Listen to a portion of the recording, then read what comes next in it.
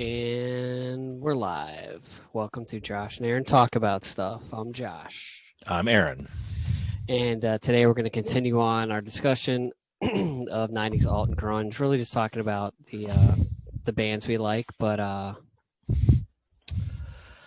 so I was thinking about Lyle's programming note. If you hear Aaron breathing, he's not doing it intentionally. Sorry.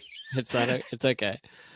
We don't have like a production staff to test all this stuff ahead of time. Hey, the mic's too high. Right. What? I'm not trying to be Darth Vader. I'm sorry. Yeah, we're good.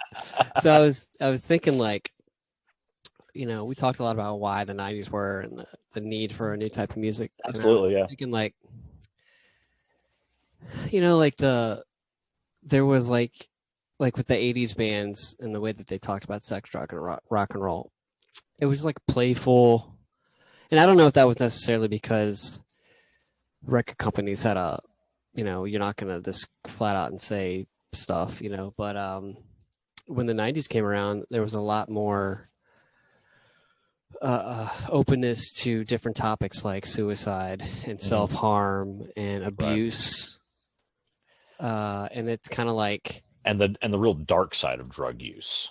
Yes, real dark side of drug use. Like, Alice in Chains, who is of the grunge bands, and of the four, big grunge bands, probably my least favorite, just because they're dark and their outlook and the way that they approach, drug use and whatnot. So, it's so like a couple songs that I think like stand out for the 90s, right? Like I'll just start off with like the song Daughter from Pearl Jam. So like, unless you really like look into a song, if it's catchy, if something's catchy, you hum along, right? But sometimes you don't really look but sometimes you don't even like really look at the lyrics and what they mean, right? Yeah, that's what I'm saying. Right. So like Daughter is basically about autism, right? And a little girl whose family doesn't understand her, right? And like support her. And I've talked about like last summer, specifically related to the stuff that was going on last summer with regards to Black Lives Matter and white supremacy, all that stuff. Like Eddie Vedder and Pearl Jam, oh man, we're so far ahead of the time. Like, and I remember I texted you about. I actually looked up white male American, and the first line, he won the lottery when he was born. Yeah, he won and Glorified G about guns. It's like Pearl Jam was very political. It's just another one of those bands. I love it. Like, I followed them on Instagram, and people, you guys got way too political. I'm not following you anymore. It's like, okay, then you were never paying attention, right? But I mean, like, and so like the older I get, the more I realize like a lot of these bands from the 90s were really far ahead of their time, and they were really they had a message, and it's just really like interesting to look at. Like, because like I was last year 38, 39 years old, and I like just realized, and I'd had Versus album 20 years, by that point, and I was like, oh man, like, and then this song, it's like, it's crazy. It's a super socio-political album, and and that's that punk aesthetic that grunge latched onto, because punk is super political. Punk is all. Like, you think about the Sex Pistols, like songs like God Save the Queen and Anarchy in the UK. Punk is political, and punk has always been political, and so I think grunge kind of seized onto that same thing. A couple of the songs I thought like. We'll get into more about the bands we like, but Third Eye Blind's Jumper, absolutely straight up about suicide. Suicide. I know Smashing Pumpkins' Disarm is about child abuse. Right. Today is about suicide, and then realizing today's the greatest day I've ever known, because now I know what to live for. Right. Like Jeremy obviously was like. That was like a gut punch to the 1990s. That was the one that kind of set it all off. Here we go. Yep. So like it's just a really like I'm you and I are in agreement with like it's for us anyway, because like I try to be objective with music. it's hard. It's really hard, but it is. I've listened to a lot of bands in the 60s, a lot of bands in the 70s and 80s. Yeah. And even a lot of modern bands. I've listened. And I really feel whether people believe me or not, I really feel the 90s was like the greatest decade with regards to now we're going to sing about real stuff. Like not like, sex, drug, and rock and roll are real, but like really the real humanity of it. The darker side of humanity. Yeah. And of course not all songs are that way, but but they're there and that it's important. And it was like the first time, like there was no like real like they put the censorship on the CD package, but they didn't tell them, hey, we're not going to record this. Right. There wasn't any of that. And I just really feel like a lot of songs and bands today, like every generation owes the generation before it. The 90s was like it as far as like, all right, we're redefining music, rock anyway, and the content. And so, and it's hard growing up in an era and not relate to that music, but like, you don't really relate to the 80s and you were a little older. Well, that's the thing. You know what I mean? No, you're right. I am. I've got you by 5 years, 6 years, and it's like I don't relate to the 80s. And technically, I was a teenager in the 80s. I was 13, 14 years old at the end of the 80s. That music doesn't get me. The music that gets me is the 90s, where I was starting to become an older teen and even into my my early mid 20s.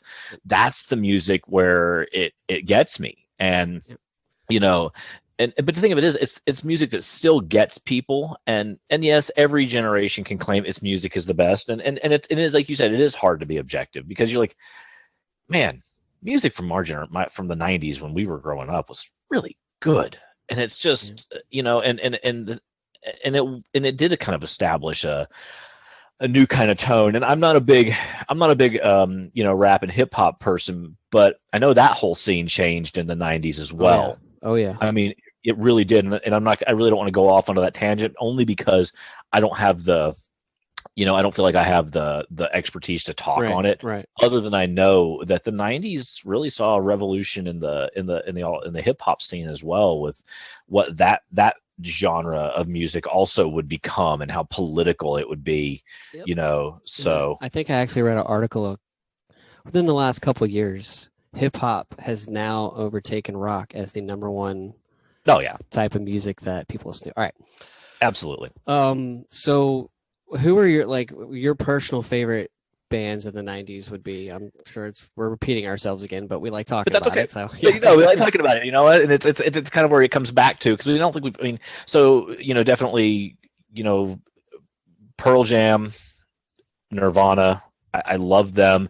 And then as we moved into the later 90s, I loved the Foo Fighters, and I love what Dave Grohl was able to do after such a tragic thing happened to him. Of those early 90s bands, of the bands out of the beginning of the era, Pearl Jam is definitely my favorite. They're the one I put on the most and listen to the most. I was listening to Vitalogy last night. I was just listening to Versus before. Yeah, of the early Pearl Jam albums and of the early grunge albums, I would have to say Vitalogy is my favorite. Yeah, I always felt Versus and Vitalogy were like a volume 1, volume 2. They're very. It almost feels that way, doesn't it? Yeah. It almost feels that way.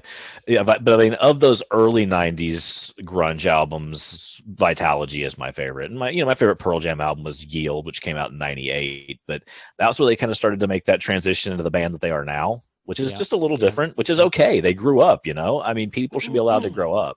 So a musician should be allowed to grow up. You don't want them singing with the same thing over and over again. Honestly, if Eddie Vedder is 56 years old and still singing about the stuff he was singing about when he was 26 years old, it's like, Eddie, it might be time to grow up a little.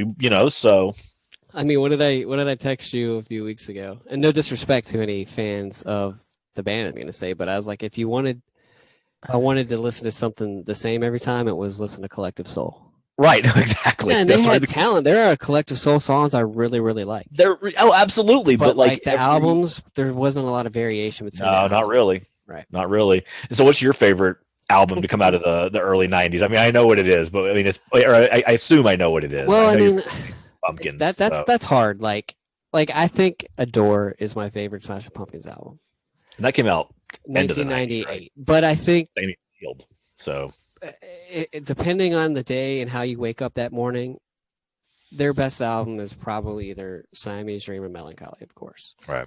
Which I would put those two albums up next to any other band's 2 consecutive albums. Like, agreed. I'd put them up against Verse and Vitality. But my point really is leaning toward this. I was thinking about this. Is so like Radiohead, they're a good band. They're innovative and they're in the right. Yeah, truly. But like, I would say that now I like their album, The Bends, a lot. It's 1995 album. Okay. And I think the next album, OK Computer, is probably what critics and fans hail as their greatest album. And I think whether you know that's so I would say like track list and know what's on it. But I mean, well, it's got I know that Karma Police and Paranoid Android. Paranoid Android. Okay, yeah. So you're right. Like, I would put Siamese Dream going into Melancholy in a bracket against The Bends and OK Computer. No, absolutely. And the Smashing or against Versus and Vitality, 100%. I agree with you. I mean, or against Nevermind and In Utero. It's right.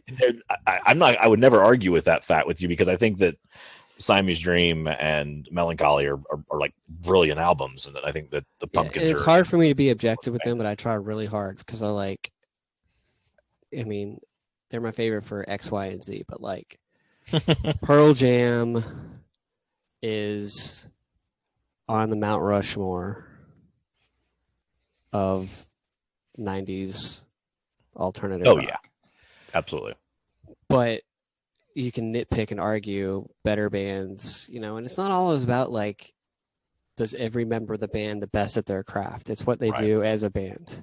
Right. 100%. Because like we've talked about before, Keith Richards is an amazing guitarist, but like the band of the Beatles. Right. So but I think so like I was trying to think of other, like we've mentioned before, Smashing Pumpkins, Pearl Jam, Nirvana, Foo Fighters, Stone Temple Pilots. And we've also mentioned REM. By the way, folks, we did make a mistake. The 91 album of REM was Out of Time, not Automatic for the People, whatever. We want to fix our errors. But so I was thinking about what are some other bands that really got to shine in the 90s? And I was thinking like, of course, oh yeah, they were they were alternative to alternative. You know what I mean? Like, yeah, I mean, absolutely. They were like something that was like you just didn't hear anything like that. With Tom Morello I think I would put Tom Morello up as one of the top guitarists of all time. Period. The guy is just brilliant, and the things he does are fantastic. Oh, yeah. And Zach De La Rocha is. Man, when he starts, I mean, that guy's unmistakable on the mic, and they were so unique. They're the most political, I would agree.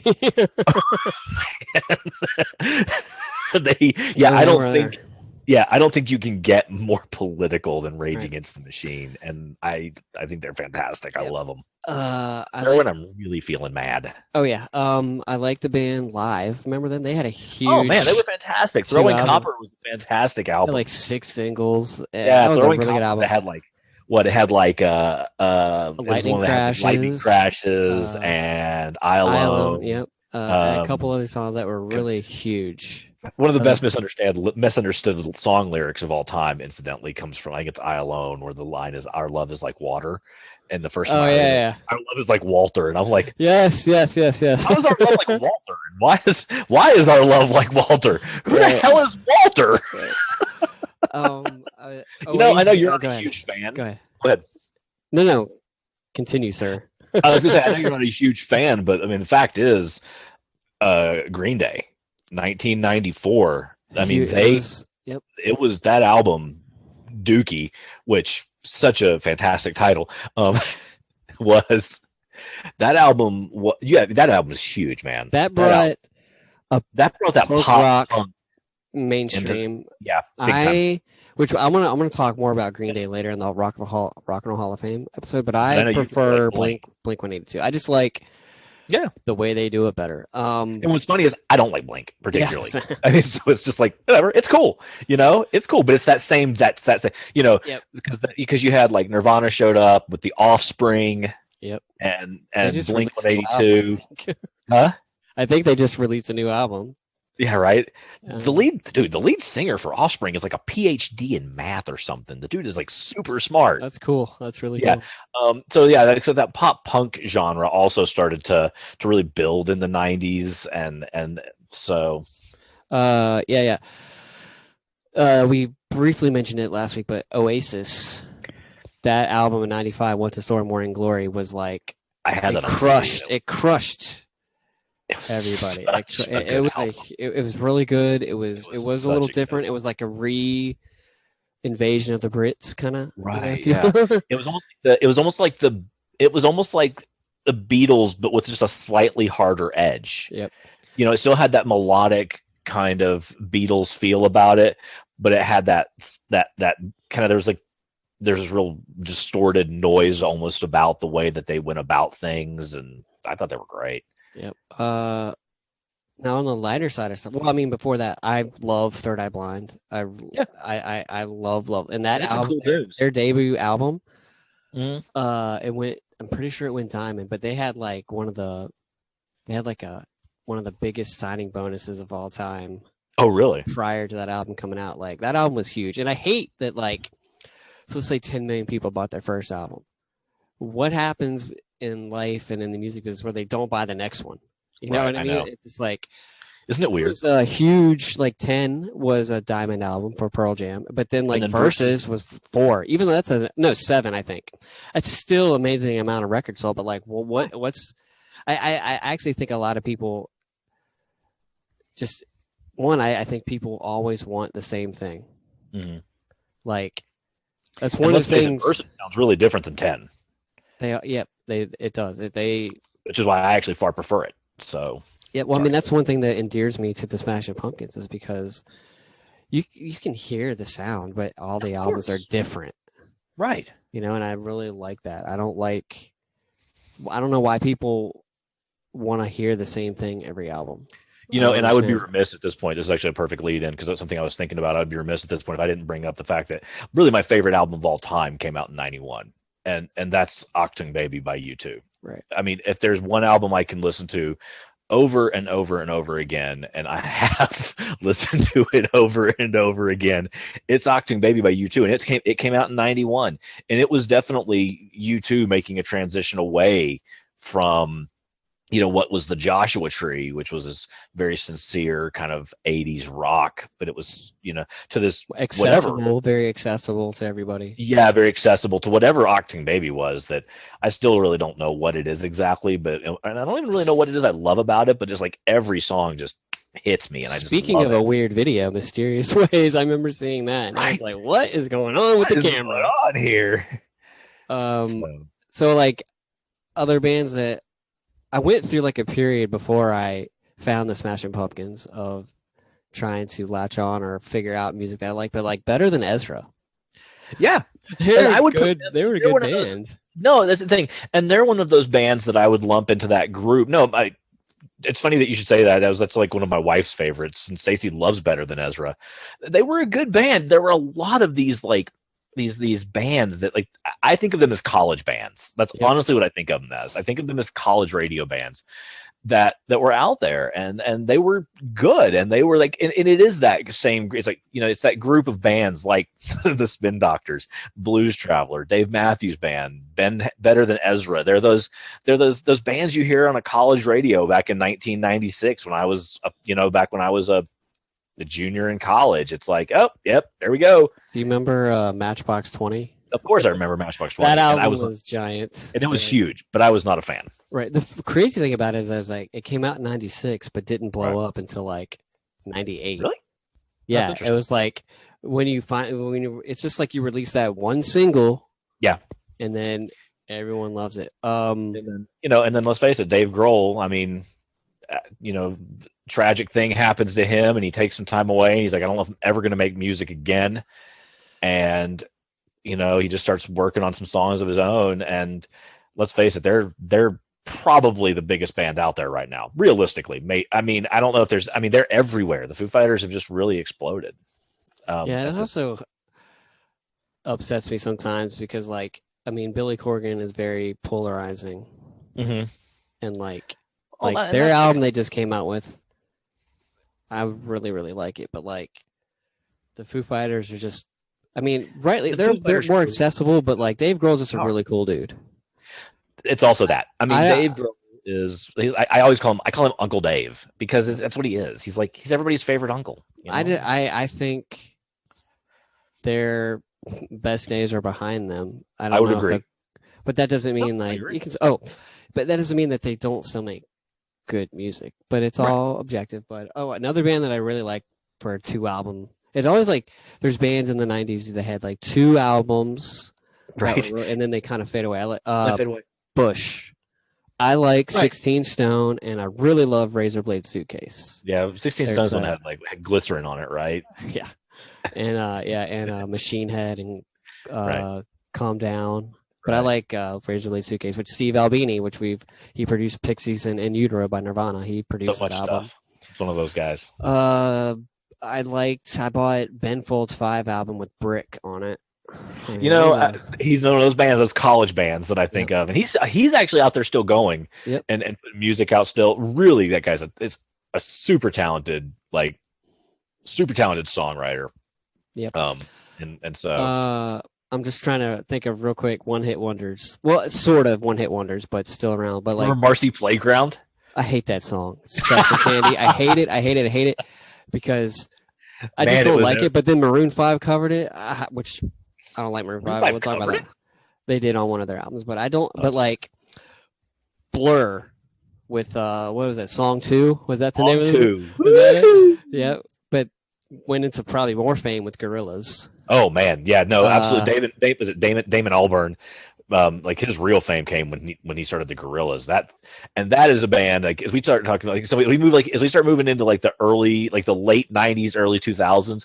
There are a few bands that popped up in the late 90s, early 2000s, and what's interesting is there are bands that popped up based upon things that happened in the 90s. So like the Gorillaz is project of the guy from Blur, and their first album I think it's 20 years old. So I think it popped up right at the beginning of 2000.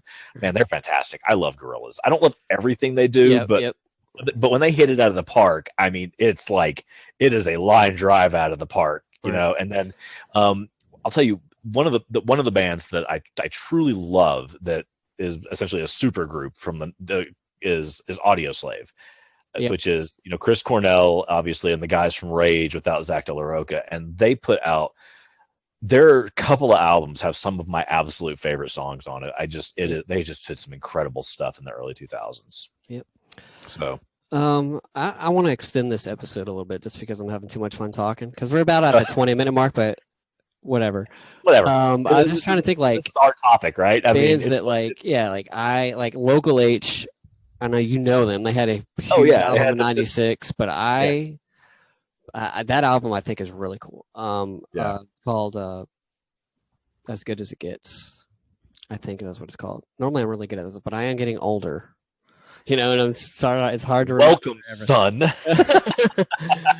As Good as Dead. That's what it's called. As Good as Dead. Okay. Which he says Eddie Vedder. He's like, if I was Eddie Vedder, could you like me any better in that song? That's funny. But then remember Silverchair? I like Silverchair because I like that their album Freak Show with Abuse Me. But then when I was visiting the college I ended up going to in 1999 with my parents, I bought their 1999 album Neon Ballroom, and I just like fell in love with it. It's just really cool. But they're a really good. They're a I guess really good power trio. Well, yeah, but like as like a typifying the 90s. Yeah, definitely. I like that band. I listened to them on and off. Let me look through my phone really quick, guys, because I don't want to pick anybody that I really like. As far as like 90s bands, I'm trying to think. One band we forgot to talk about, which we might have to talk about more next week. But Depeche Mode, their 1991 album, Violator. That's one of Stacy's favorite bands. It's a very good album. I think I said to you once when we were talking about the Hall of Fame. Is that what we're talking about next week, by the way? No, I'll explain what we're talking about next week with Partners. Right, so, it's not that one. Okay. Is it talking about the Hall of Fame? I think I texted you once that Violator alone is enough to get them into the Rock and Roll Hall of Fame. It's that good. It's just Violator, because I think it has like it doesn't have like Sound of Silence and Personal Jesus, and just it's like Policy of Truth. Yeah, like Enjoy the Silence. What do you think? Listen to Paul Simon or something? Yeah, right. Sound of Silence. So. I'm trying to think. There were so many bands, and that's the one problem with the '90s is that like there was an oversaturation. Like, I think that. I think that's what killed it. I think there was an oversaturation of the market, and I think that goes to record companies. That goes to record companies going, let's see if we can find the next Nevermind. You know what it is? I mean, or the next 10. We know, we've talked about guys started singing like Eddie Vedder after that album. They were like, okay, that's not Eddie, but man, I know what you're trying to sound like. Well, it goes to the point like that one we talked. I don't know if it was on the podcast or not, but "Clumsy" by Our Lady Peace. Our Lady Peace. The guy sounds just like freaking Billy Corrigan to me. I'm like that was going out there like. Really? Is this what we're trying? Is this the band good enough to get this? You know, like got oversaturated. I think record companies were like, we got to find somebody that sounds like Pearl Jam. We got to find somebody that sounds like the Smashing Pumpkins. Somebody who's maybe a little easier to digest than Billy Corrigan. Right. Because and I think Billy's fantastic. Their concert was one of the most theatric, fantastical concerts I've ever seen. It was brilliant. Billy is definitely like he's like, man, he's he divides people. He's polarizing. But on their 30th anniversary, like I did in 2018, right? Yeah. Incidentally, I saw them on the 25th anniversary of the debut of Siamese Dream. Oh, that's awesome. But that was the one where like they did Stairway to Heaven, right? Right. It wasn't you going around with like a priest, the processional. Yeah, like the priest, like it was like, what is he doing? This is so bizarre. I love it. It's so great. Right. Just to give some ladies some love in the 90s, Farouk Assault. Yeah, absolutely. Had a cool couple albums there. Liz Phair. I think Liz Phair was fantastic. Her songs, her albums, Exile in Guyville, and then I can't remember the one after that. She has some great albums. Fiona Apple. Fiona. I admit I had that song came out, and I'm like, wow, I'm gonna get that album. Yeah, but a lot of good stuff in the 90s. All right, so I think we're gonna bring this episode to a close, but I purposely left off 3 bands because we're gonna talk about them. Oh, that's right, of course. Right. Next week, 3 bands that got their start in the 80s, but really solidified who they were as a cultural force in the 90s, kind of set themselves apart from everything else. And that was Red Hot Chili Peppers, who I love, Beastie Boys, who I love, and 9 Inch Nails, who really, that industrial rock. Yeah, they were different. Founding. So we're going to talk more about them next week and why they're different and why they're awesome and all that stuff. But talking to you about the music we love. And look forward to next week as well. Yep. Because we could ramble on about this for probably another hour and a half. I guess. We definitely could. All right. So thanks for watching. Subscribe, like, comment, all that stuff. I'll see you later. Bye.